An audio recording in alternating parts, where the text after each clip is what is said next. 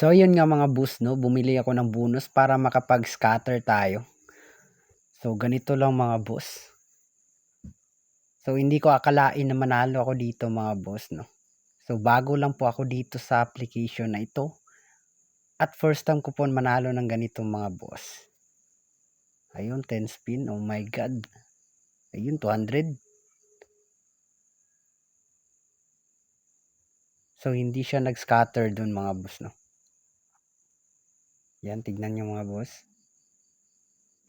Nag-dead spin siya pero sa last part mga boss tignan niyo, ayun 3,200 mga boss.